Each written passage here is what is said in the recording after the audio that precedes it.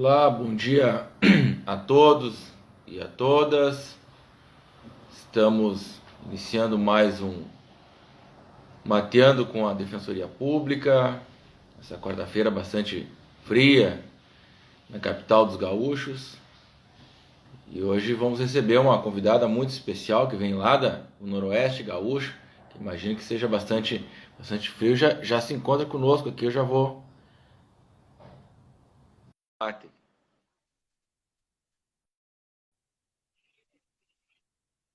Vamos ver se. Olá, muito bom dia, doutora Carla Sheffield-Lizot. Olá, bom dia. Manhã Bom geladinha dia. hoje. Tá bom para tomar um mate, né? Eu, Verdade. ta- eu estava dizendo aqui que em Porto Alegre é frio, mas o interior gaúcho e a região noroeste, que é a minha região de naturalidade, eu sou vizinho aí de Santo Ângelo, é bastante frio, né?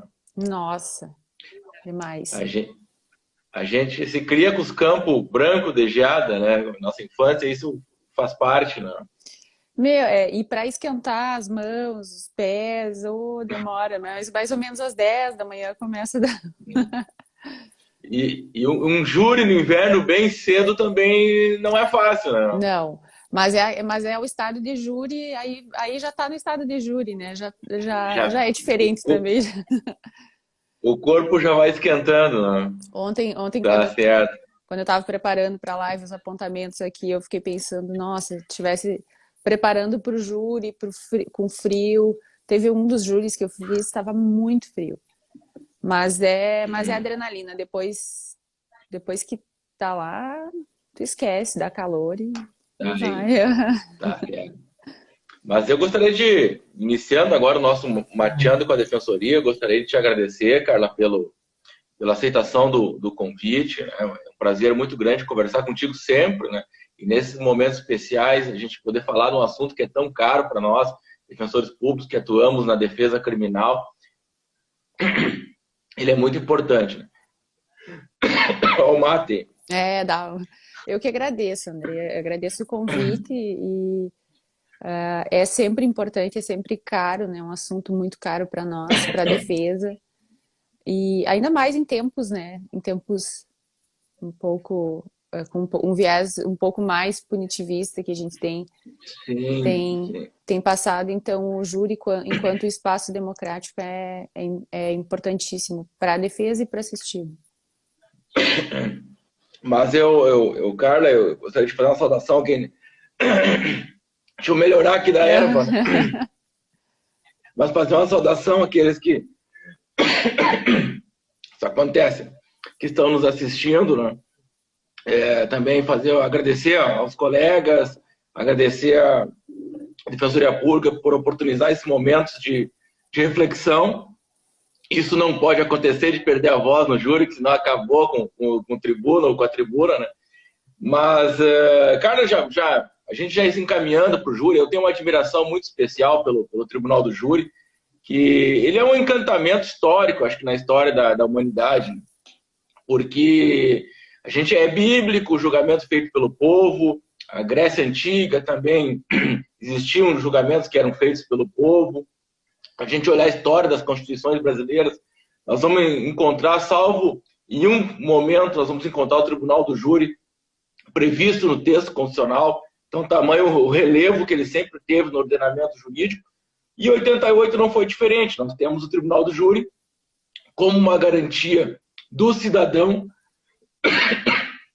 de ser julgado pelo seu próprio povo. Então, para começar nosso bate-papo, a nossa conversa, eu te pergunto o seguinte: chegou aquele processo, crime doloso contra a vida, lá na Defensoria Pública, na tua Defensoria Pública, como é que começa a tua defesa criminal? Sim. André, eu vou aproveitar antes de início aqui, vou agradecer também os colegas que estão nos prestigiando nessa manhã geladinha. Já vi vários aqui, não vou nominar porque posso ter deixado passar alguns amigos também, amigas. Bueno, chegou um inquérito em juízo, o que que eu faço? eu procuro um tempo para analisar, obviamente, né? A minha atribuição é uma atribuição que não é com dedicação exclusiva no júri, então abrange primeira vara criminal, todos os processos comuns, e mais parte da segunda vara criminal, que abrange violência doméstica, atendimento do agressor e juizado especial criminal. Então, em período normal, né, sem pandemia, a minha pauta de audiências varia de 140 a 160 audiências por mês. Então, eu preciso conciliar isso com a dedicação ao júri também. Claro que quando tem júri, diminui esse número, porque os júris são na quinta-feira. O normal é audiência de segunda a quinta, né? Então, veio o processo, veio o inquérito, né? Eu dou a analisada, a equipe também dá uma analisada, e se surgir alguma ideia já de imediato, de alguma prova para requerer, se tem notícia de que, por exemplo, a vítima tem alguma doença, né, que poderia ter contribuído para o óbito, a gente já faz aquele pedido. Se essa informação vem depois, durante a oitiva das testemunhas na fase judicial, a gente pede depois.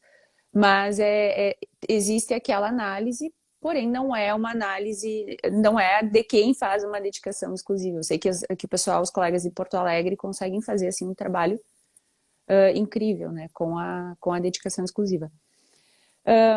O inquérito policial, para mim, ele é um norte, e ele tem que ser um norte, né, porque ele está dentro do processo, né? A gente não conseguiu ainda excluir o inquérito policial, né, tudo que é produzido na fase inquisitorial do processo ainda, e espero que esse momento chegue, muito embora a expectativa não é muito favorável, mas o inquérito é um norte. Porém, ele não tem que ser o suficiente, né? Ele não pode traçar o meu caminho porque eu não posso abrir mão da prova judicial, do que é produzido no contraditório, na ampla defesa, porque eu tenho que fazer prevalecer aquilo ali, né? A gente não sabe em que condições que aquela prova na delegacia, muito embora, né, existam a situação esteja mudando, tanto da equipe, delegados estão com um viés mais democrático, mais atento aos direitos, às garantias, a gente não sabe porque é fase inquisitorial. Sabe que, eu vou fazer uma parte aqui, né? Tu sabe que essa questão do inquérito policial, dos elementos de investigação, que eles fazem parte do júri, né? Porque hoje nós chegamos, às vezes, na defesa lá em plenário, e elas acabam sendo uma frase lá do inquérito policial que define, muitas vezes, o julgamento feito pelos jurados.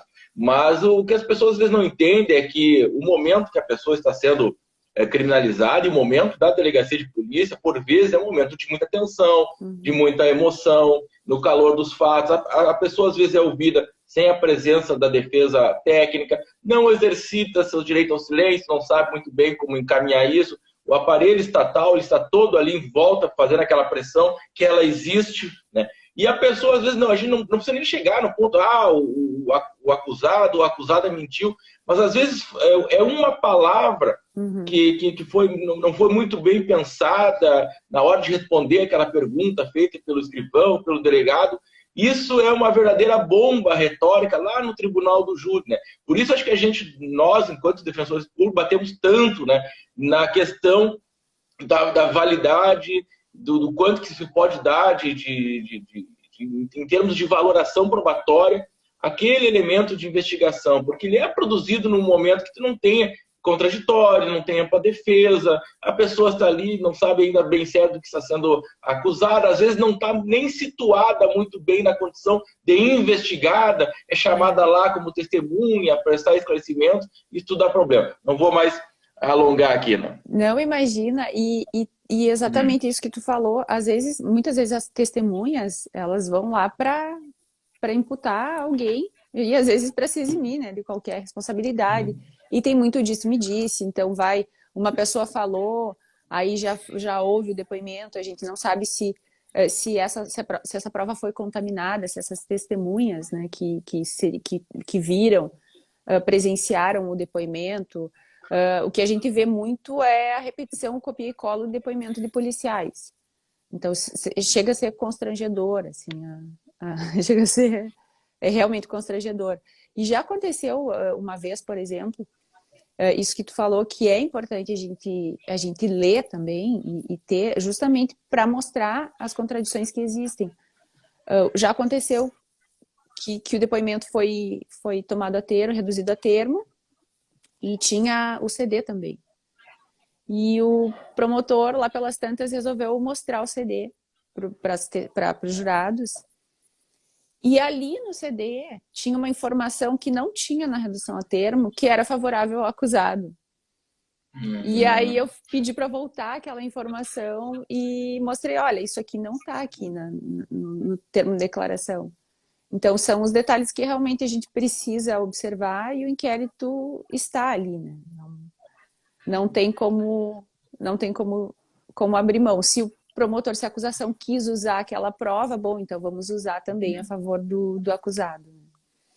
Tu tocaste num ponto que é fundamental, que é entender qual é o princípio que rege o inquérito, que é inquisitorial. Porque eu até recordei agora, tu comentando daqueles relatórios de degravação de interceptação telefônica, que eles não são cópias literais, que o policial vai degravando, entre aspas, mas ele vai dando a sua interpretação. Isso é muito complicado, né? A questão da mera reprodução ou cópia de um depoimento do outro. Eu lembro que eu fiz um júri certa vez e eram 3 depoimentos iguais. E eu disse, olha, se nós colocarmos 3 pessoas inúmeras vezes para contar a mesma história que elas assistiram no mesmo instante, elas não vão conseguir contar com as mesmas palavras, né? Então, às vezes, isso é um certo descomprometimento com o esclarecimento dos fatos, mas que envolve liberdade ao final e ao cabo de uma pessoa, e ali liberdade que não é pouca. Nós estamos falando em tribunal do júri, geralmente com uma privação de liberdade bastante grande, né? Exatamente. E eu acho que existe muito a intenção, né, de achar o culpado. Até porque no Brasil os índices de elucidação dos homicídios é baixíssimo, né? Então é um processo é um inquérito a menos, uma investigação a menos. Então, quanto antes o delegado, enfim, a equipe encontrar um culpado e mandar para a denúncia, é um inquérito a menos. Que a estrutura também da Polícia Civil é pequena e a gente aí já entra numa outra conversa, né? Para cobrar uma atuação policial mais efetiva, enfim, precisaria de uma estrutura melhor e que seja mais uma atuação policial mais efetiva, com garantias preservadas, com direitos preservados e sem incriminar inocentes também, né? Que é um viés que a gente não pode também deixar de observar. E também eu acho que o inquérito ele não vai ser o norte, assim, que eu não posso me valer completamente dele, porque o próprio tempo vai definindo algumas coisas e vai amadurecendo o processo, vai acalmando as partes, né? Então, o processo vai mostrando muita coisa. O processo é um processo, não é à toa que esse é o nome, mas é a mais pura verdade. Já teve situações...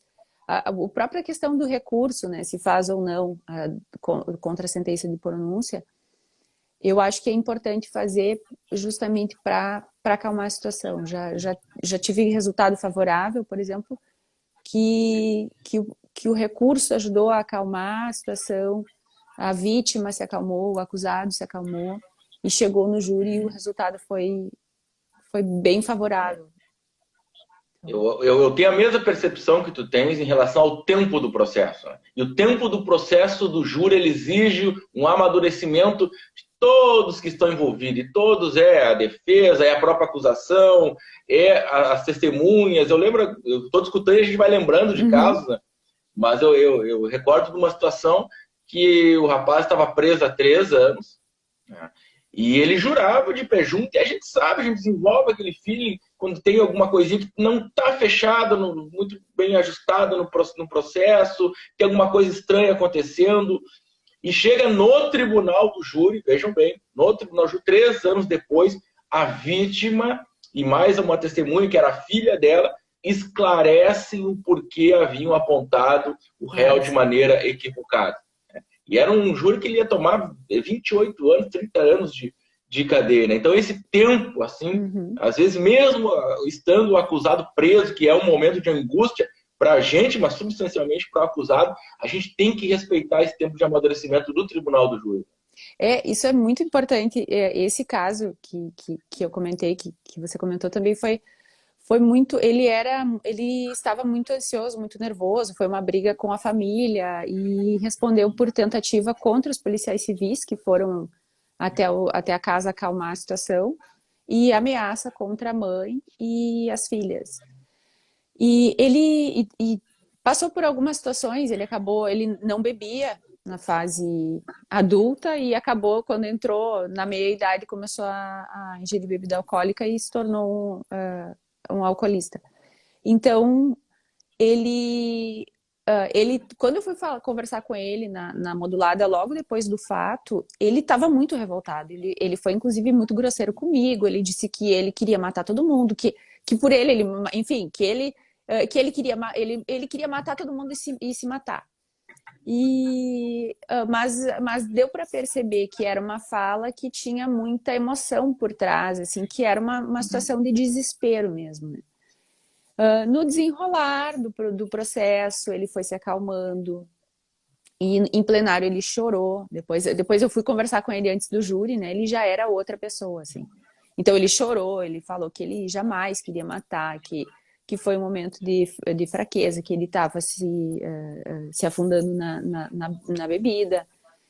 Ele estava um pouco preocupado com questão financeira, as filhas entrando na adolescência e ele não sabendo como trabalhar com aquilo. A mãe não deixava ele arrumar namorada, então porque era uma situação meio embolada na família, né? E aí, então, essa emoção foi importante. Foi importante essa conversa que eu tive com ele depois, e foi importante ele levar essa emoção para o júri. Ele foi absolvido da tentativa e foi condenado por lesão, foi desclassificado, né? Então, os jurados desclassificaram. Ele foi condenado por lesão corporal e ameaça, e resistência, que foi o residual. Então, ele saiu já com a pena cumprida. E tá super bem hoje. Né? Eu acho interessante tua visão, e ela também é a minha, que o júri não é só um espaço de julgamento ou até de distribuição, de punição, mas é um espaço que é algo que nós, defensores, que vamos desenvolvendo, que é de construção, de algo melhor em termos de sociedade. E por isso essa questão do tempo, né?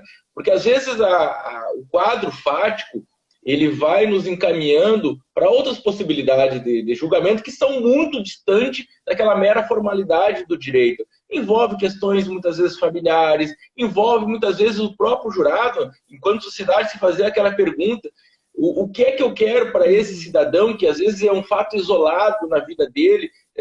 Será que a punição por si só, hoje com todos os problemas que nós temos dentro do sistema prisional brasileiro, o gaúcho sem dúvida também, ela é necessária muitas vezes para aquele momento isolado, para aquela pessoa que depois do fato ela passou anos até chegar ao tribunal do júri, se mostrando um cidadão que inclusive contribui para a construção de uma sociedade melhor. Então, eu acho que a gente tem que aproveitar esse momento do tribunal do júri para mostrar que a vida não é ficar discutindo somente punição. Existe outras formas de resolução de conflito e, inclusive, respeitar o momento das pessoas, vítima e acusado, que muitas vezes conseguem fazer uma justiça muito maior do que aquela prevista dos códigos. Né? Exatamente. O júri tem essa característica, né? Além de ser um espaço democrático, um espaço de exercício da democracia, assim, que é único ainda, ele também reflete muito o pensamento da sociedade, o pensamento atual da sociedade, e por isso que é importante a gente provocar algumas reflexões no espaço do júri, né? Mas ele também é um momento assim de muita sensibilização, de muita humanização, né? Um momento que a gente vai sensibilizar os jurados, que a gente vai mostrar também a história daquele acusado, que a gente vai mostrar que por trás daquele monstro que a acusação tenta pintar existe uma pessoa que tem uma história, que passou por perdas ou faltas muitas vezes, né? Que tem muitas faltas, teve muitas faltas, e que ela, que talvez essas faltas, talvez essas perdas foram determinantes para levar ela naquela situação hoje, né? Então, acho que quando a gente busca humanizar o réu, sensibilizar os jurados, acho que tenta dessa forma, consegue, às vezes, estabelecer essa empatia, né? Os processos de traficídio, eu acho que é um pouco mais difícil estabelecer essa empatia, né? Mas os processos que são de outra natureza, eu acho que é menos difícil, né? E eu acho que a gente precisa, e tu falaste bem, assim, nós, enquanto defensores, nós precisamos humanizar os acusados, né?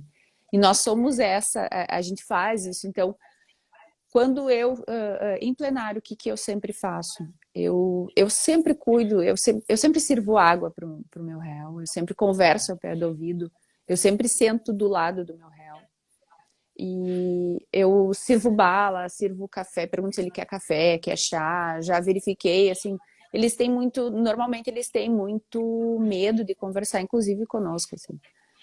Eles não levantam a cabeça, então teve uma situação que o réu estava com muito frio, e eu perguntei algumas vezes se ele estava com frio, ele disse que não, aí eu percebi que ele estava com frio, não tinha como...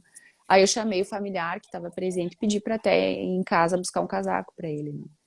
Então, eu acho que a gente precisa fazer essa harmonização e parte da gente, né? Se a gente não fizer essa harmonização, como é que a gente vai estar falando lá, pedindo para os jurados que tenham compaixão pela história de alguém, se o defensor não serve água para o acusado, né? Então, se eu sou a ponte dele com a sociedade, se eu quero dizer que esse réu, ele pode ser parte de nós, e buscar com que a sociedade não enxergue ele como eles, eu preciso tratar ele, preciso ser essa ponte, eu preciso humanizar esse réu. Então, a gente precisa fazer isso, e eu acho que são nesses pequenos detalhes, começam nesses pequenos detalhes, assim.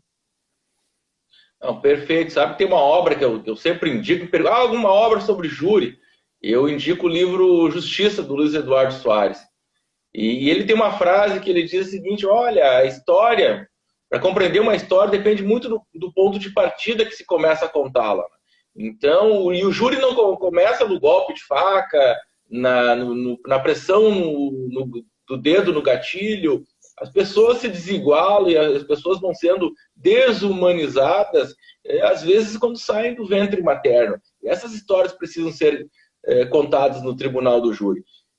Mas, Carla, seguindo adiante aqui, o processo, nós saímos do inquérito e chegamos na instrução criminal, que é um ponto importante, né? Porque começa, de fato, e a gente sente isso, eu não sei se também se tu sente isso, olha, esse processo inevitavelmente vai a júri. A gente tem, às vezes, essa percepção que a instrução daqui a pouco é uma fase de pelhar por uma qualificadora. Então, como é que tu vislumbra essa fase da instrução dos feitos aí afetos ao tribunal do júri?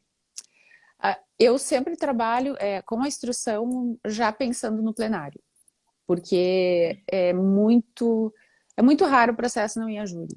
Assim, aqui em Juí eu vi 2 impronúncias, uma o promotor se intimou, realmente não recorreu, e outra ele recorreu e o tribunal mandou a júri. Então, eu já trabalho pensando no júri. Então, as perguntas que eu faço, eu busco observar as contradições, né, que existem das testemunhas, mas, claro, eu acho que é importante o menos é mais, né? Então, se eu não tenho certeza do que a testemunha vai falar, é melhor eu pensar 2 vezes, porque eu acho que aquelas perguntas diretas, assim, tu tem certeza? Se perguntar isso para um policial, ele vai dizer que tem, né? Então eu acho que precisa ter esse cuidado na hora da instrução. E é ali que já surgiu, por exemplo, bom dia, Alice. surgiu, por exemplo, a informação de que a vítima tinha diabetes, era obesa. Então, isso para mim, foi um fator determinante para a morte dela. Já pedi para oficiar para o hospital, porque ela tinha dado entrada no hospital antes do óbito, para que passasse essas informações, né? Então, eu acho que são esses cuidados, mas o principal é já visualizando o plenário, quais são as perguntas, quais são os depoimentos que são importantes para o plenário e que dá para explorar depois. Me diga uma coisa, claro que cada caso é um caso, né? Mas a questão do silêncio do réu nessa fase de instrução. Tu tens uma opção, não, o réu só vai falar em plenário, já fala aqui, ou tu tem uma percepção disso, ou depende muito do processo que está contigo? Depende muito. Quando não é traficídio, eu converso com ele e explico para ele que é importante ele falar, né? É claro que vai muito do que ele quer. Eu não posso... Eu preciso orientar ele, mas eu orientar no sentido, olha, se você falar, essa é a oportunidade de tu falar a tua versão. E, Alice, eu já leio inquérito pensando no plenário, é isso aí. Só que as situações envolvendo o traficídio, teve uma situação, por exemplo, num plenário que eu falei, olha, talvez se confessar, ele disse, eu não posso confessar. Disse, não, então tá bem. Então já entendi, ele ia ficar em silêncio e vai ficar em silêncio, né? Então, mas eu acho que é importante dar a versão. Na fase da instrução processual, se ele não quer falar, já aconteceu assim, eu não quero falar, eu quero falar só em plenário. Talvez para não entrar em contradição, enfim, ok. Então, a gente já fala para o juiz e o promotor entendem, não ficam fazendo perguntas, não vai falar só em plenário. E em plenário, eu tento fazer com que ele fale, né? Porque os jurados não entendem isso, assim, é muito difícil explicar para o jurado que ele não quis falar nada. A não ser a situação de traficídio, que aí eu realmente não forço o depoimento. O quem cala consente é muito forte, né, na sociedade, no imaginário, no senso comum, né? Agora, esses negócios de falar ou não, eu lembrei também de um caso aqui, esses homicídios relacionados ao tráfico, eles infelizmente estão cada vez mais presentes, né, nas varas do júri. E eu lembro que chegou um processo na vara de Canoas e tinha um vídeo da execução, né? Que na verdade era uma tentativa. E o rapaz que atirava, ele atirava todo desajeitado, né? Ele não olhar, sabe aquela coisa que tu olha o vídeo, chegou algo estranho, parecia até quase que um filme de comédia, assim, o jeito que ele atirava, assim, ele não sabia, aí eu olhava os antecedentes dele, era um cara primário, era um cara que não tinha envolvimento criminal.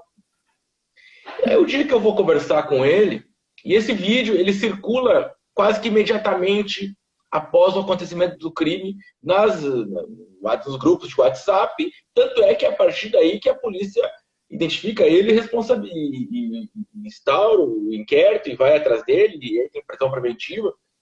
E ele relata o seguinte, não lembro a quantia, mas era acima de R$1.000. Eu fui sendo pressionado, os caras estiveram na minha casa, eu digo, tem hoje, não tem, nós vamos te matar, vamos matar toda a tua família, mas nós temos serviço para ti aqui. E aí as pessoas que filmaram são as pessoas que levam ele, tá vendo aquele cara lá? Vai lá e dá um tiro naquele cara. E ele vai, e daí eu lembro que a decisão foi até essa, conversando com ele, cara, não tem outra saída, tá filmado, vai ter que se avaliar essas imagens meio esquisita, tu efetuando disparo que dá para notar que não é de uma pessoa que está indo cometer uma execução. Igual, cara, abre teu coração. Eu lembro que vamos para o tribunal do júri, não adianta nem a gente recorrer nesse caso aqui, e vamos ver o que os jurados vão decidir sobre o teu caso, né? Mas no final, eu até acabei saindo da comarca que não acabei atuando no plenário, que não deve ter acontecido ainda em virtude da pandemia. Mas vamos indo um pouquinho adiante, cara. Mas é triste, né? Porque é muito difícil. A Alice falou um ponto interessante ali. E eu tento usar isso em plenário até por dica do Bruxas do plenário e dos colegas do grupo do júri nacional que o tráfico a situação do traficídio ali é o estado de guerra, né? É o matar ou morrer, como a Alice Sim, falou. sim. Mas é muito difícil aqui, pelo menos no interior, os jurados terem essa aceitação. Eles realmente, assim, essa empatia no tráfico, eles não conseguem. Eles conseguem visualizar uma empatia ou criar uma empatia numa briga de bar, na bocha lá, até uma situação de feminicídio. Mas no tráfico, assim, é eles. É o inimigo social são as drogas, né? E eles são o meio das drogas, então. E todo o discurso, né, da imprensa, os discursos policiais, eles estão enredados nessa situação de categorizar o traficante como o grande inimigo da Uhum. sociedade, o responsável por todos os males que nos afligem. Né? E se a gente for fazer análise um pouquinho mais criteriosa dos dados que nós temos, a gente discute muito isso no do Decrim, né?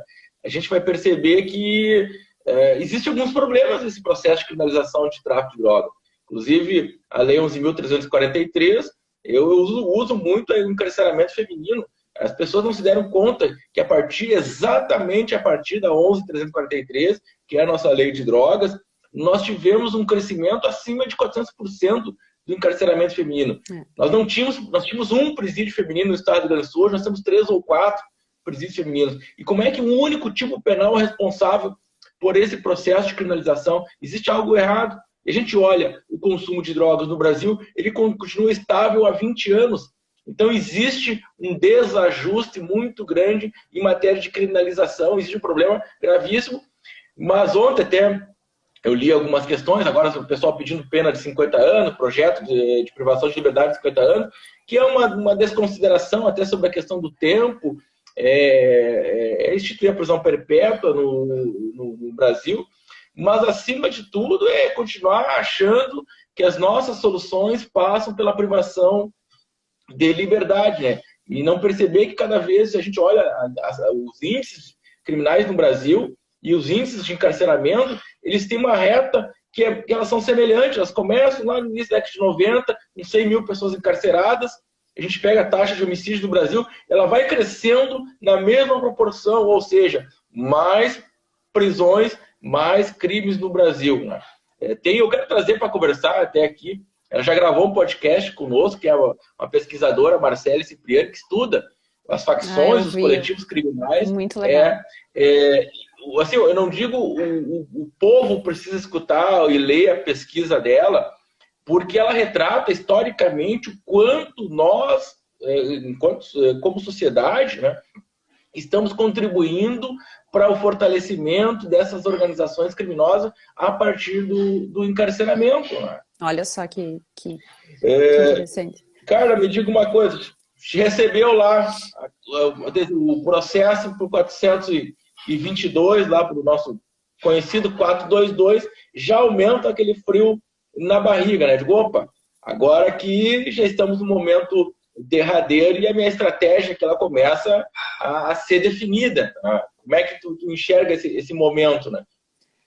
O 422, eu vou dar aquela pesquisada na ficha da vítima, né, das testemunhas. Eu não fazia isso, mas das testemunhas comecei a perceber que às vezes tem alguma vinculação também, inclusive com a vítima. Ou às vezes tem um processo, né? Algo já aconteceu de ter uma testemunha ser vítima do réu em outro processo, ou o contrário. Então, eu faço a pesquisa e se ela tiver antecedentes também, eu peço para juntar no processo. Eu tento não utilizar, né? Mas se o promotor utiliza os antecedentes do acusado, eu faço uso dos antecedentes da vítima. Né? Basicamente é isso, assim, eu acho que aí, claro que eu dou aquela olhada de novo e arrolo as testemunhas para o plenário. Aí eu dou mais uma lida no depoimento das testemunhas.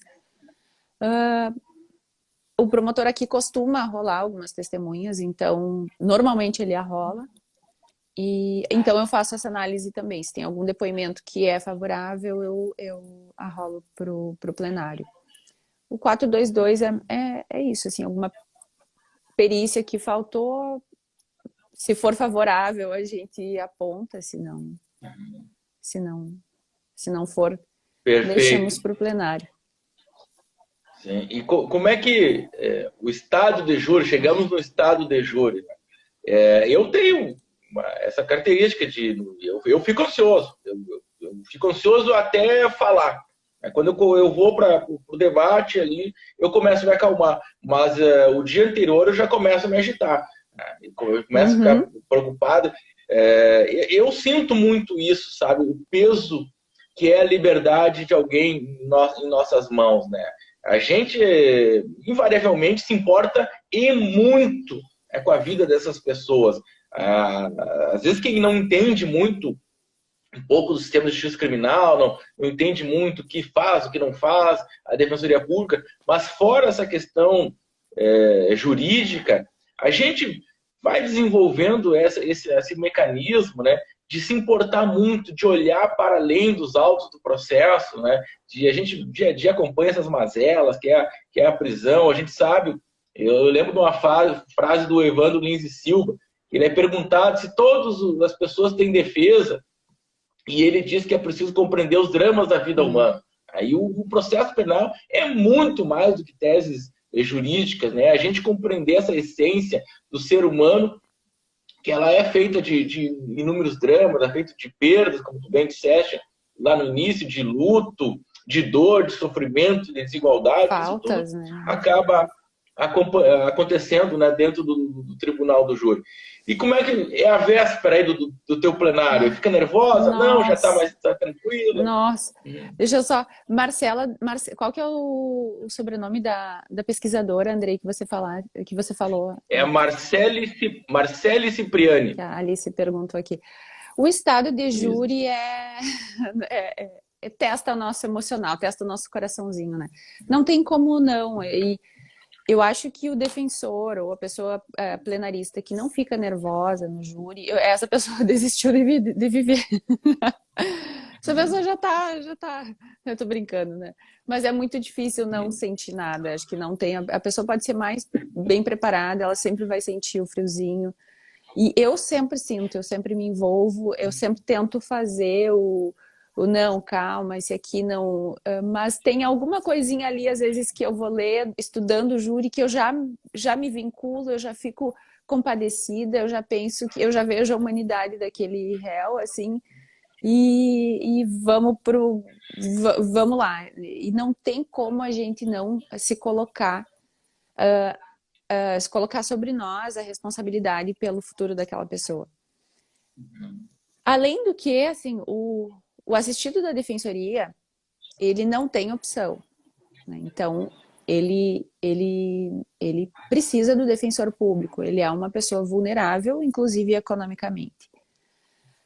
Então, ele não teve nem a opção de ser, eu quero um defensor público. Claro que pela qualidade, e eu acho que humildemente falando, assim, a defensoria pública, ela tem um serviço de qualidade na defesa. Mas muitos não se sentem, às vezes, não sentem segurança naquele defensor, né? Isso, a própria confiança dos acusados aqui em Ijuí, eu fui com o tempo conquistando, pelo fato de ser mulher, né? E pelo fato de chegar na comarca. Recentemente tinha o Hernani, que tinha um tempão aqui e fazia plenários incríveis, né? Tinha resultados ótimos. Então eu já tinha esse compromisso, né, a mais, além do fato de ser mulher. Então, o júri sempre é um nervoso. O estado de júri, ele abrange o pré-júri, o durante o júri, que parece que é a parte que tu menos está nervosa ali, porque tu está fazendo efetivamente o plenário, né? Depois que tu começa a falar, depois dos 5 minutos iniciais, tu vai, né? E o pós-júri que tu fica lesado, assim. Teve um júri que eu saí esgotadíssima, assim. Não foi o júri mais extenso, mas foi um júri que terminou às 8 da noite, mas eu fiquei ressaqueada, assim, foi um júri com muita emoção, de um rapaz aqui que, enfim, teve condenação, mas tem um envolvimento emocional, uma energia que tu não consegue explicar, que é só o júri que explica, né? Não, sabe que desculpa, eu anotei aqui a expressão pós-júri.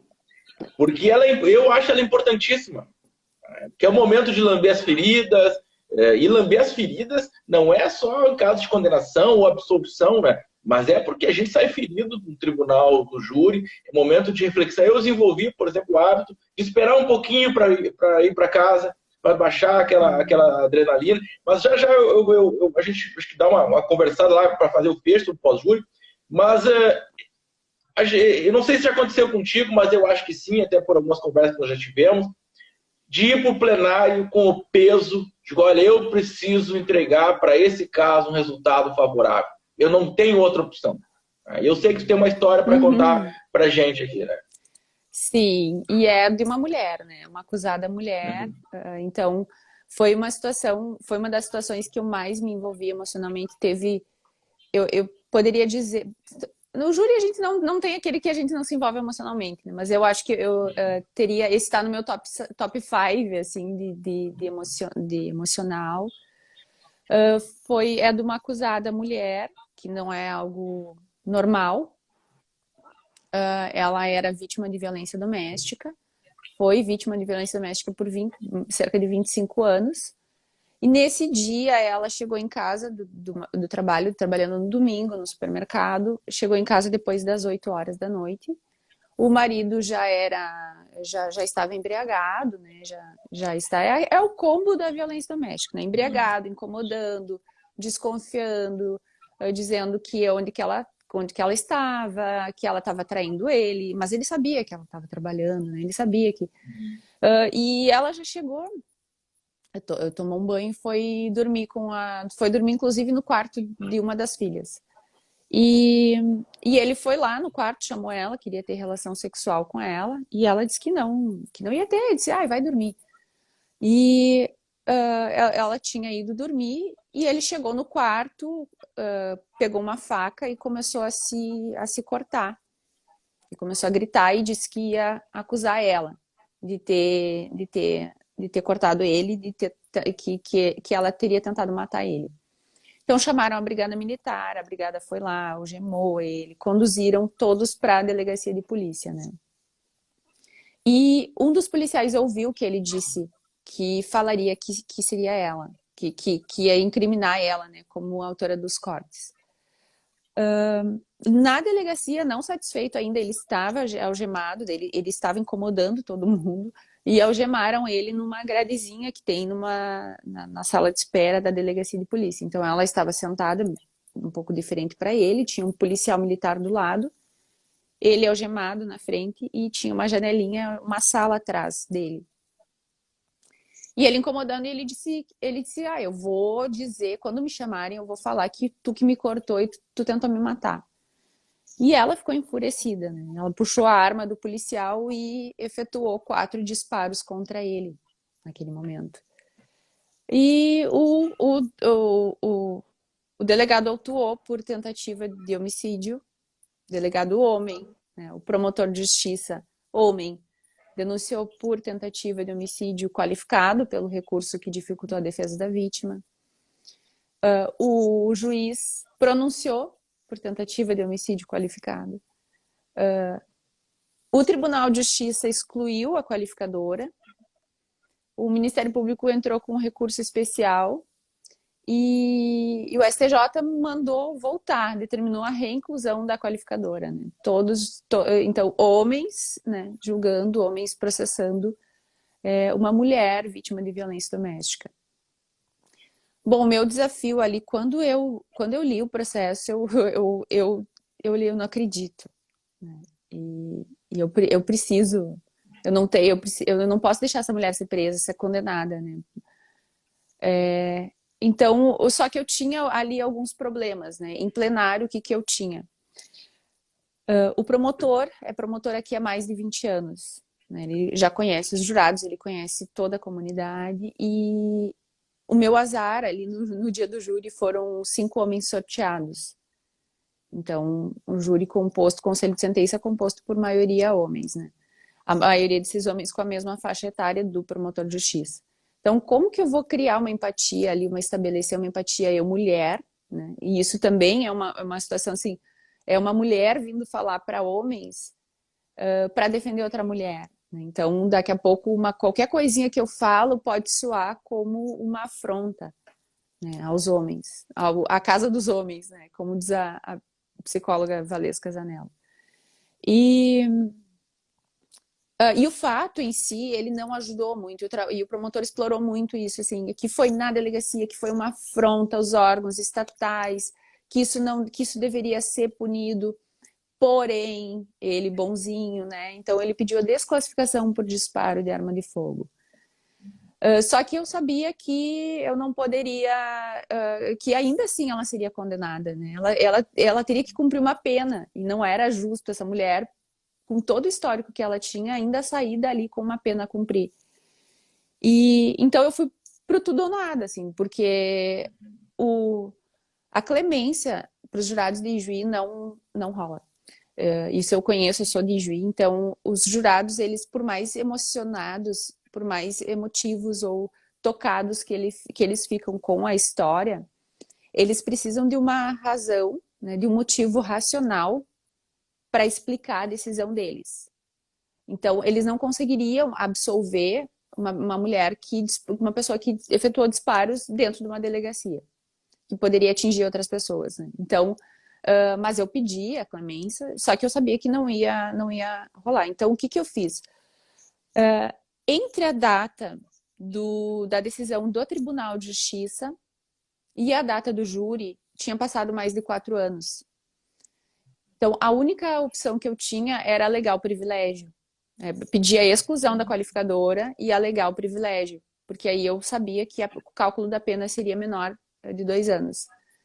E aí eu fui com tudo, assim, eu expliquei, levei para os jurados a situação da violência doméstica que ela passou ano após ano, os abusos de toda a ordem que ela era submetida, inclusive sexual, mas também moral, xingamentos, abuso psicológico, a situação do alcoolismo, né, da vítima, e pedi para que eles tentassem imaginar assim, o quão cansada essa mulher devia estar, né, para que inclusive ela dentro de um espaço público ela se sentisse encorajada de fazer era uma situação tão extraordinária que ela só se sentiu segura de fazer algo contra ele dentro de um espaço público.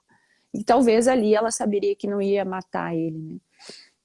E aí, naquele momento, eu me emocionei, né? Porque ela é mãe de um assistido nosso, um apenado que responde por crimes contra o patrimônio. E ela sempre foi muito rude conosco. Ela sempre foi na defensoria, ela era grosseira com os estagiários, ela era grosseira comigo algumas vezes. Porque ela é mãe de apenado também.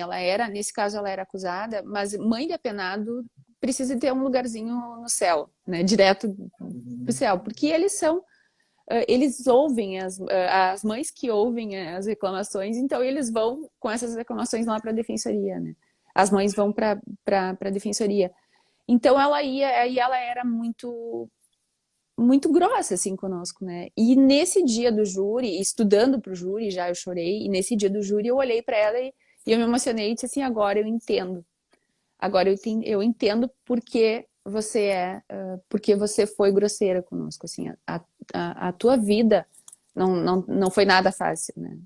E Marshall Rosenberg tem no livro Comunicação Não Violenta da Justiça Restaurativa, ele fala que todo ato de violência exprime uma necessidade não atendida, né? Então, quantas necessidades dessa mulher, né, que não eram atendidas, que ela acabava sendo grosseira conosco, violenta, e acabou num momento ou outro se reproduzindo em algum ato de violência. Então eu disse que ela não merecia ser condenada, né, que ela tinha feito, enfim, tinha efetuado aquilo, mas foi um ato de desespero, que não tinha intenção nenhuma, que ela não merecia ser condenada, mas que se os jurados entendessem, né, que ela deveria ser condenada, então eu pedi que eles não condenassem por disparo, porque a pena seria desproporcional, para que eles condenassem, então, por tentativa de homicídio, para que eles afastassem a qualificadora, mas que eles reconhecessem ali que ela agiu sob o domínio de violenta emoção, Logo em seguida, injusta provocação da vítima. Então, eu explorei bastante isso, né? E os jurados acolheram, então foi bem... Isso foi no final, assim, até o promotor e o juiz, tu é louca, né? Porque eles poderiam ter reconhecido a qualificadora. Só que eu fui pro tudo ou nada mesmo, porque a minha esperança era a prescrição. E aí, em recurso, eu aleguei a prescrição, né? Só que tinha um detalhe, tinha duas decisões de tribunal, né? Tinha a decisão do Tribunal de Justiça e a decisão do STJ. Então, eles poderiam entender que a decisão do STJ também era um marco interruptivo da prescrição. E aí eu já fundamentei nas razões dizendo que não, vamos lá. E o tribunal acolheu, né? Graças a Deus, assim. E aí, quando veio a decisão, eu chamei ela na defensoria, daí a gente chorou juntas. E acho que é isso, assim. Isso é a defensoria, né? Isso é ser defensor, né? São os pequenos casos, assim, que a gente muda na prática ali a vida das pessoas. Quando a gente quando a gente estuda para concurso, a gente pensa assim, eu vou mudar o mundo, né? Então, aquela utopia que nos faz movimentar, mas a defensoria é o caminho. A defensoria são as pequenas utopias que a gente vai conseguindo, que são as pequenas vitórias ali no dia a dia, que nos fazem acreditar, que dão um sentido para nós, né? São as pequenas alegrias da vida adulta, né? Como diz o Emicida. Sim, verdade. Ah, mas eu sempre adoro. A primeira vez que eu escutei essa história foi num podcast, né? Que era defesa criminal feita por mulheres, e eu fiquei encantada com ela. E ela tem alguns ingredientes, além dessa questão da violência doméstica, que ela... e a mulher, quando vai ao tribunal do júri, na condição de acusada, invariavelmente existe uma história muito triste subjacente, né?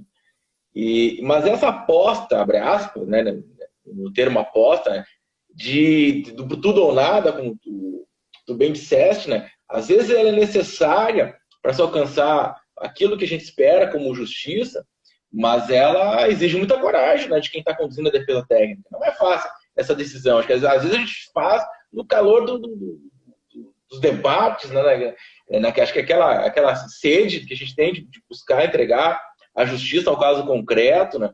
Mas sim um risco muito grande, e a cada voto é um calafrio que a gente sente, né? Não é muito fácil, né? Não, eu não tinha saída, porque se ela fosse condenada a 2 anos ou se fosse condenada por tentativa de homicídio qualificado, eu não trabalhava com essa hipótese. Eu acho que eu fui muito, assim, foi muito na intuição. E por mais que a maioria do plenário foi homens, eu pensei, não pode, isso não é certo, né? Isso não é justo. Só que é isso que tu falou, e a Alice comentou ali, o conservadorismo no Rio Grande do Sul deve ser pau, é muito difícil, porque aqui o que a gente pode perceber? Uma mulher que foi submetida a tudo isso, ela ia sair dali com uma pena, né? Ela saiu com uma pena aplicada dali, né? Mas ela ia sair com uma pena a cumprir, porque não teria prescrição nesse caso. O promotor foi legal, né, foi bonzinho, mas ele continuou pedindo a condenação dela, né? Então, o quanto falta essa sensibilidade com as mulheres, né, enquanto acusadas, e quanto se cobra das mulheres comportamentos que com os homens existe um pouquinho mais de flexibilidade. Então, a mulher, ela tem que ser racional o tempo todo, ela não pode se deixar pela emoção. Então, isso não foi observado, né, pelo sistema de justiça em si, porque ela foi denunciada, ela foi indiciada por tentativa de homicídio qualificado, ela foi denunciada por isso, ela foi pronunciada por isso, e o STJ mandou voltar a qualificadora, né? Então, homens, né? E 2020, né? Esse fato foi em 2016, 2017. E às vezes as pessoas não compreendem, né, que o sistema de justiça, enquanto um mecanismo técnico, né, de operação muito técnica, que, por exemplo, legítima defesa não é um quadro estático que se coloca dentro na moldura, né, e a gente fica ali observando ele. Não, a vida é dinâmica, a vida é cheia, como a gente já falou aqui, de dramas, e a situação dessa acusada, quando ela efetua os disparos, é uma legítima defesa da vida dela, né? De todo um contexto, né? É um grito de socorro também, né? Então, Exato. e essas questões, às vezes, as únicas pessoas que conseguem observar é as pessoas que estão sentadas numa daquelas 7 cadeiras. Porque o sistema de justiça criminal é impressionante, né? Mas ele é insípido e inodoro incolor. Raramente a gente consegue que os fatos que fogem um pouquinho, transcendem um mero olhar jurídico, penal, eles consigam ser observados. Né? Deixa eu ver como é que nós estamos de tempo, nós temos um tempinho aqui. Em relação, Carla, fica bem à vontade aí, se quiser mencionar mais algum outro caso, mas nós temos também essa questão do pós-júri, né, que tu bem mencionaste ali, né? Às vezes as pessoas que enxergam o trabalho do defensor na defesa criminal, invariavelmente, né, acho que todas as áreas, os defensores e as defensoras, eles sofrem bastante. Né? Eu tenho bem rapidinho, eu saí de uma profissão, era capitão da Polícia Militar e tal. Eu lembro que quando eu fui fazer o concurso da Defensoria, eu estava pensando em fazer a seleção para um curso de operações especiais, que era mais ou menos na mesma época. Mas eu me sentia bem preparado emocionalmente, tá? Em situações, ocorrências de determinado risco. Primeira semana como Defensoria Pública, eu não tenho vergonha nenhuma de contar, eu tinha aqueles malotes verdes que nós conhecemos muito bem, cheio de processo. Né? Eu sentei na sala de casa e assim, chorei igual uma criança. Né? Tamanha os casos que eu recebi, né? Ficou na segunda semana, mas naqueles dias o tamanho de envolvimento emocional que eu tive, era cível, era crime, e essas eram histórias de vida muito tristes, né? Mas o defensor criminal, talvez ele tenha esse sofrimento, não sei se maior, mas é um sofrimento diferente, né? E por isso que o pós-júri, independente do resultado, ele é um momento assim, vamos dizer assim, de muita introspecção, só nosso, acho que de se escutar, né? Aquelas vozes que ainda continuam ecoando, né? Que foram ditas ou não ditas lá no tribunal do júri, né? Tu falasse um pouquinho assim desse teu lado assim pós-júri, terminou tudo, assim, abraçou o réu, dividiu, compartilhou aquele momento com o acusado, com o acusado. Como é que tu segue adiante, né? É difícil. O estado pós-júri, eu acho que é só quem passa pelo júri para sentir, né? E é como tu falou, independente do resultado, né? Claro que quando é negativo, ou quando a gente tinha uma expectativa de um resultado um pouco diferente, nos toca de uma forma um pouco mais triste, né? A gente fica pensando, puxa, né? O que será? Fica tentando entender. Eu tive um caso, né, de uma injustiça assim muito grande que era uma mãe também acusada. Mas esse caso, assim, eu dei meu melhor. Eu estudei o júri por 2 semanas, todas as noites e final de semana. E tinha muito prontuário médico. Foi um desgaste já muito grande de preparação. E foi 4-3, né? Ela foi acusada de ter tentado matar a filha no hospital. Tinha os relatos de tortura contra a filha também. E ela era vítima de violência doméstica. Eu acho que nesse caso ela foi... Eu não tenho dúvida de que ela foi condenada porque ela ainda estava com o agressor, né, com o marido dela, e porque ela era negra e pobre, né, porque o contexto qual que era?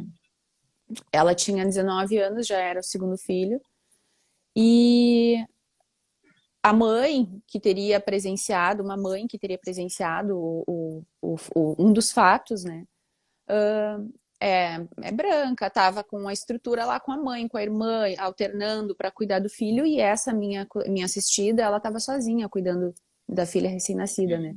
A família dela não podia ajudar porque todos tinham filho, neto para cuidar, né? É aquela história assim, né? A avó não consegue ajudar porque tem o outro neto que mora junto, tem filho menor, então aquela mãe estava completamente abandonada ali.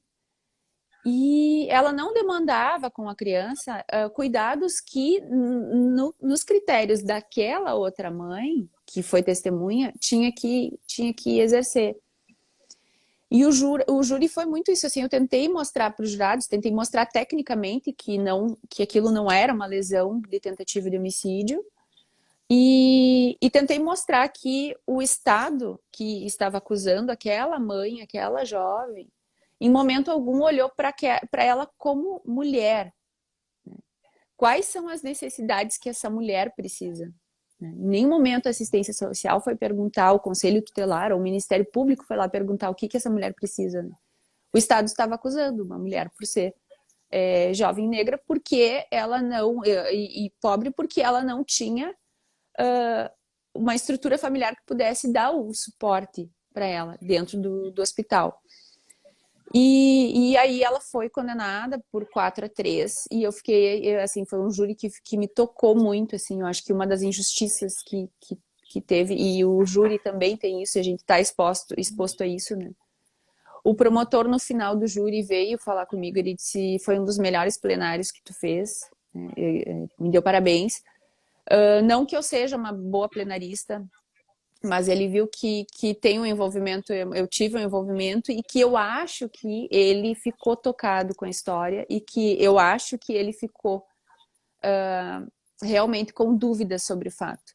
Mas ele não teve coragem de dizer, né? Então, teve condenação, ela tinha ficado 3 anos presa e depois foi solta.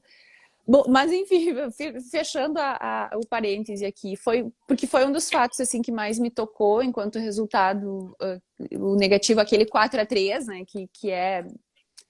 que dói na alma, e eu acho que esses são os piores pós-júris também, né, o 4-3.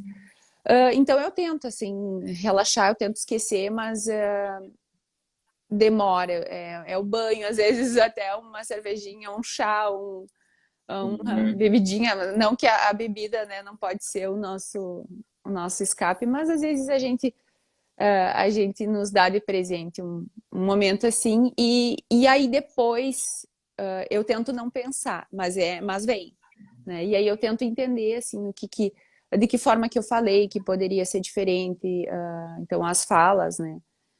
Mas eu acho que só o tempo, assim, acho que na sexta-feira, como os júris são na quinta, acho que na sexta-feira à tarde começa a passar aquela ressaca do júri, né? Uhum. Só na sexta-feira à tarde, assim. Eu durmo mal, acordo mal, e as pessoas parecem que te cobram um resultado. É muito engraçado, às vezes os estagiários ficam bravos com o resultado, né? Com uma condenação e tal. Eu disse, calma, né? Os jurados decidiram assim, tá tudo certo, tá tudo bem. Porque eu acho que a gente precisa, assim, também tentar, por mais que a gente tenha a obrigação de fazer um melhor do nosso trabalho. Né? De dar, proporcionar para aquele assistido ali que é vulnerável, o melhor trabalho que ele poderia ter, a melhor defesa que ele poderia ter, né? Não importa se é o defensor público ou se ele tivesse a maior condição financeira do mundo. Mas a gente não é responsável pelo resultado do júri, né? Isso é dos jurados. Então, eu acho que isso eu tento, né? Na sexta-feira, no pós-júri, eu tento colocar isso, assim, tento elaborar isso, eu tento mentalizar isso e pensar, não, calma, tu deu o teu melhor. Né? Isso, agora, o que aconteceu não é culpa tua, né? Não é responsabilidade tua. Não, o pós-júri de 4-3 são reflexões que duram alguns dias, né? Mas eu acho que a gente a gente vai desenvolvendo algumas estratégias, né, de pós-júri, até pela seguinte situação, né? Na semana que vem tem de novo, né? Ou nos dias seguintes nós temos outro plenário e a gente tem que virar a página. Virar a página não é algo fácil, né? Eu acho que o pós-júri ele é necessário também, porque a gente tem que olhar como é que foi a nossa atuação, como é que não foi, o que a gente pode melhorar. Existe aquela frase, né, que o diabo só é diabo porque é velho, né? E a experiência no Tribunal do Júri tem muito isso, né, de a gente vai aprendendo com o andamento, com as nossas atuações, né? É bem delicado. E tem o pós-júri que não é nosso, tem o pós-júri também que é do acusado, né? que é importante aquele momento de acolhimento, aquele momento de acolhimento final. Também já às vezes eu acho às vezes uma situação um pouco delicada, que termina o júri, principalmente quando nós estamos diante de acusados ou acusadas presas, que, por exemplo, a SUSEP, o serviço penitenciário, que é levado uma vez o preso e deixa ele metabolizar um pouquinho do resultado, principalmente quando é caso quando é caso de condenação, evidentemente, né? Mas deixa a defesa fazer aquele acolhimento, né? A pessoa é um ato, talvez, é uma grande, às vezes, encruzilhada da vida daquela pessoa, e tudo é tratado, às vezes, de uma forma mecânica, né? De uma forma muito impessoal, né? De uma forma que não se observa que o ser humano é mais do que carne e osso, são emoções que circulam ali dentro, né? Mas, Carla, nós estamos com uma hora e pouquinho de live aqui. Eu vou te pedir, eu sei que tu já daqui a pouco tem as tuas audiências e as tuas atividades, e eu vou te pedir para fazer essas considerações finais, o que tu pensa sobre o Tribunal do Júri, de um modo geral, né? É que deixa o teu último recado, né, para quem está nos assistindo e aqueles que também vão acabar mais adiante, vai ficar disponível no Instagram da Defensoria Pública, no IGTV, e vai acabar te escutando, né? Ai, que legal. Eu tô lendo alguns comentários aqui, que bacana ver a interação do pessoal aqui. Um beijão para todo mundo. Andrei, o júri, como eu falei, né, é um espaço democrático e é um espaço de sensibilização. Então, eu acho que mesmo naqueles casos que a gente... E isso é bacana do defensor, né? Por mais que tem casos que a gente pensa assim, esse caso não tem... A gente começa a estudar, a gente se toca com alguma coisa e a gente sensibiliza e vai atrás e busca e luta por uma redução de pena que seja. Eu acho que isso é interessante. A gente não está aqui, o defensor público, ele não é aquela pessoa que vai buscar uma absolvição a qualquer custo. E isso a gente precisa respeitar no júri, inclusive, a gente precisa respeitar isso no júri, porque a gente precisa nos pautar pela ética, né, pela moralidade, pela probidade. Então, isso eu cuido muito, assim, se tem provas, né, do envolvimento, ou se é difícil, se é impossível uma condenação, eu não vou chegar para os jurados e dizer assim, vocês precisam absolver, e o réu, né, a fala do réu, o depoimento dele é completamente distoante da prova dos autos.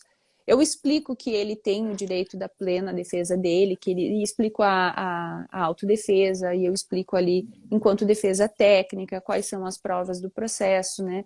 E buscar sempre o resultado mais justo. Isso não vai significar sempre uma absolvição, né? Mas eu acho que a gente precisa, quando a gente também trabalha isso e elabora isso também, a gente percebe que a gente tira um fardo, né, da nossa cabeça, porque às vezes a gente dos nossos ombros, porque às vezes nós nos cobramos por resultados, né, que às vezes não são compatíveis com aquela situação, né? Então eu acho que isso é ter tranquilidade. E então o júri é esse espaço, e é um espaço, inclusive nos casos e aí eu uso muito nos casos em que existe uma prova difícil, trabalhar para trazer algumas questões, né? Reflexões. Então, eu gosto muito de provocar os jurados com algumas coisas, algumas situações, né? Teve um júri que a gente fez sobre tentativa contra policiais militares, que eu trouxe alguns questionamentos, né? Algumas reflexões sobre a atuação da brigada, claro que de uma forma muito cuidadosa, mas eu acho que é importante, a gente precisa usar o júri. Teve situações de feminicídio, né, de tentativa, que eu trouxe reflexões sobre a nossa cultura machista, né, o quanto nós buscamos condenar, e aqui eu usei também uma fala, eu acho que foi da Alice, ou numa fala do Bruxas, né, como que nós queremos, acho que foi da Alice, como que nós queremos condenar os homens por feminicídio, se a nossa cultura toda é voltada para o machismo, se a nossa cultura é machista, né? Então, a gente precisa parar de ouvir músicas dizendo não chora minha china véia, né? A gente precisa parar de incentivar comerciais que usam cerveja e o corpo de mulher, né, como objeto. Então, eu acho que são reflexões. O júri é um espaço democrático, é um espaço para provocar reflexões, né, e provocar os jurados, dizer assim, nós temos, né, e aí eu preciso me incluir nisso porque eu preciso estar junto com os jurados, assim, nós, enquanto sociedade, nós temos responsabilidade por tudo, não é só por condenar, né? Então, eu acho que é isso que tu falou, assim, não adianta condenar e a condenação aqui não vai ser o mais correto. Então, são reflexões que eu busco trazer no júri, que eu busco provocar nos jurados, assim, e isso me toca de alguma forma também. Cara, eu gostaria de dizer que eu adorei conversar contigo. E gostaria de registrar aqui que sim, estamos diante de uma grande plenarista da Defensoria Pública. Eu fui anotando algumas questões aqui, e são questões que eu tenho um carinho muito especial em relação a algumas características do Tribunal do Júri. Até anotei essa tua última fala, um espaço de reflexão. E acho que a gente, aos poucos, vai percebendo que o Tribunal do Júri é muito, mas muito maior que um mero instituto jurídico. Ele é falaste muitas vezes também nessa questão do espaço de democracia, espaço democrático, o tribunal do júri, e essa compreensão é fundamental para a gente entender, dialogar com a própria comunidade, né? E esse diálogo ele transcende aquele momento, né? Porque na semana seguinte nós estaremos lá, alguns dos jurados se repetirão e eles precisam talvez serem tocados por um olhar diferente em relação à sociedade. Esse olhar diferente ele é muito necessário, especialmente pelos tempos que nós estamos vivendo, né, que é um tempo onde o ódio campeia, a indiferença em relação ao outro, ela cada dia está maior. A gente está aí andando pelas ruas aqui da capital, algo que me choca muito, por exemplo, os semáforos, a cada dia a gente é bombardeado por um olhar de socorro, um semáforo daqui de Porto Alegre, porque a miséria está muito grande, e aí miséria já tem por ligado abandono afetivo, são histórias assim que acabam desaguando lá no Tribunal do Júri, né?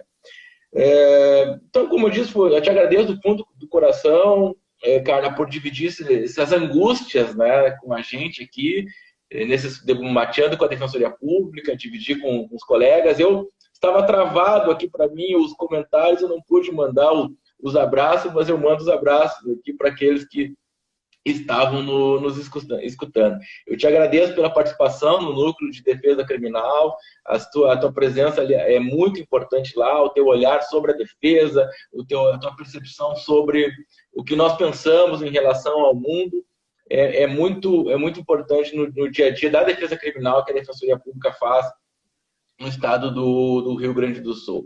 Eu te desejo, então, que fique muito bem nesse período ainda pandêmico que estamos vivendo, um período muito difícil, um período que nós não podemos baixar a guarda, né? A situação ainda é muito calamitosa no país, precisamos urgentemente de vacina para todo mundo, né? Inclusive para que possamos voltar ao Tribunal do Júri e realizarmos aquele trabalho com tranquilidade, sem risco de contaminação para jurados, para os atores, para todos os atores do Tribunal do Júri. Um grande abraço para ti, né? Um carinho especial à comunidade de Juí, à tua comunidade, né? Aos colegas da comarca de Juí, da Defensoria Pública de Juí. Um abraço a todos e fiquem bem. E eu preciso agradecer aqui, né, André? Agradecer o convite e exprimir também a minha admiração, né, pelo teu trabalho e deixar registrado aqui que você foi uma das sementinhas, né, que me tocaram pro viés verdinho, pro sangue verde, né, pra defensoria aqui. Quando eu era assessora do MP em Tenente Portela, em Cristiumal, né, aí você substituía lá, eu deslocava com atendimento para Cristiumal e eu via as peças assim do defensor público cheia de alegações e achei, nossa, isso aqui é fantástico, né? E aí fui conversar contigo uma vez e já me falou sobre a defensoria. Então foi uma das pessoas assim que e continuo admirando o teu trabalho, porque eu sei que tu é um dos defensores assim, um dos mais aguerridos. Tem muitos defensores aguerridos, mas sem dúvida tu é um daqueles que ficam tocados com as histórias também. É defensor do júri, né? É o romantismo do defensor do júri, né? Não, a admiração é muito recíproca. Eu lembro até hoje exatamente o momento onde os astros se alinharam lá no salão do Fórum de Criciúmal, que se alinharam e disseram: não, a Carla vai ser defensora pública. E olha só, né? Acho que 1 ano, 2 anos depois eu entrei para a É instituição. verdade. Muito Mas legal. eu fiquei muito feliz com a tua chegada na Defensoria Pública, né? E eu lembrei, todas as vezes que eu me encontro contigo, às vezes eu brinco contigo, né? Sobre aquela conversa que nós tivemos, né? E uma feliz conversa, e os astros se alinharam, disseram: não, a Carla, ela vai ter o sangue verde aí, e vai ser muito feliz, e vai distribuir defesa criminal de qualidade pelo Estado afora. Um abração, fique bem. Obrigadão, gente, obrigado pela participação. Beijão, boa semana, boa quarta. Tchau, Tchau, tchau. tchau. Tchau.